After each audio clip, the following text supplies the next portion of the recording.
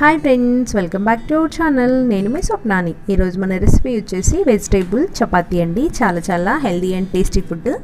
Video ఎక్కడ కూడా skip చేయకుండా చివరి వరకు చూడండి. ఆలస్యం చేయకుండా ప్రాసెస్లోకి వెళ్ళిపోదాము.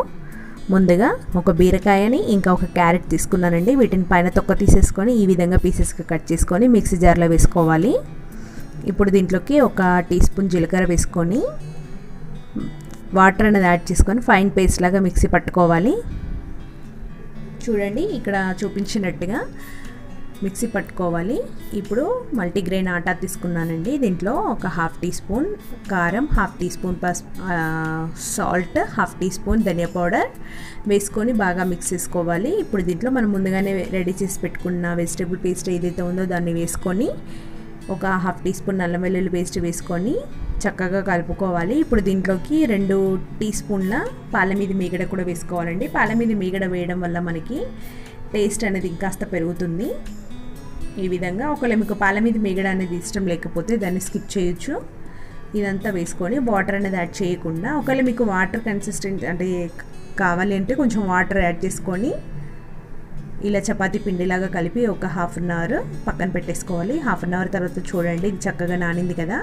ఇంకా దీన్ని చపాతీ చేసుకోవడానికి చిన్న బాల్స్ లాగా రెడీ చేసుకొని కొంచెం పొడి పిండి చల్లుకుంటూ మనం చపాతీలు ఎలా అయితే చేస్తామో అదే విధంగా చపాతీలు రెడీ చేసుకోవాలి.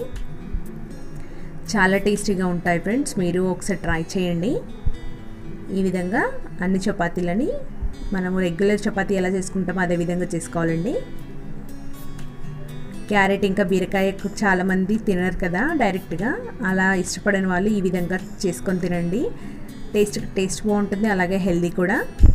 ఇంకా వీటిని మనము ఒక ప్లేట్లోకి తీసేసుకొని అన్ని చపాతీలని ఇదే విధంగా రెడీ చేసి చూపిస్తాను. చపాతీ అనేది చాలా సాఫ్ట్గా చాలా మెత్తగా వస్తుంది ఫ్రెండ్స్. చూడండి, ఇంకా నేను స్టవ్ పై ప్యాన్ పెట్టేసుకొని హీట్ అయిన తర్వాత కొంచెం ఆయిల్ అప్లై చేసుకొని చపాతీ వేసుకున్నాను. చపాతీ పైనుంచి కూడా కొంచెం ఆయిల్ అనేది అప్లై చేసుకున్నాను. రెండు వైపులా కూడా మంచి కలర్ వచ్చేదాకా కాల్చుకోవాలి చపాతీని. మీరు కావాలి అంటే బటర్ కానీ నెయ్యి కానీ వేసుకొని కాల్చుకోవచ్చు. నేనైతే ఆయిల్తోనే కాల్చుతున్నాను. ఈ చపాతీ రెడీ అయిపోయింది కదా. ఇంక ఇప్పుడు దీన్ని మనము ప్లేట్లోకి తీసేసుకుందాము. ఇదే విధంగా అన్ని చపాతీలను కాల్చుకోవాలి.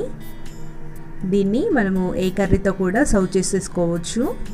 నేనైతే ఈరోజు టమాటో కర్రీ ఇంకా పప్పుతో సర్వ్ చేస్తున్నాను ఫ్రెండ్స్. చూడండి, చపాతీ చాలా మెత్తగా సాఫ్ట్గా ఉంది కదా. చాలా మెత్తగా ఉంటుంది ఫ్రెండ్స్. చూడండి ఎంత మెత్తగా వచ్చిందో. ఈ వీడియో కనుక మీకు నచ్చినట్లయితే మీరు ఒకసారి ట్రై చేసి మీకు ఫీడ్బ్యాక్ని కామెంట్స్లో నాకు తెలియచేయండి. ఈ వీడియో కనుక మీకు నచ్చినట్లయితే ఒక లైక్ కొట్టి మీ ఫ్రెండ్స్కి రిలేటివ్స్కి షేర్ చేయండి. అలాగే మన ఛానల్ సబ్స్క్రైబ్ చేసుకొని పక్కన ఉన్న బెల్ ఐకాన్ని యాక్టివేట్ చేసుకోండి. Thank you for watching.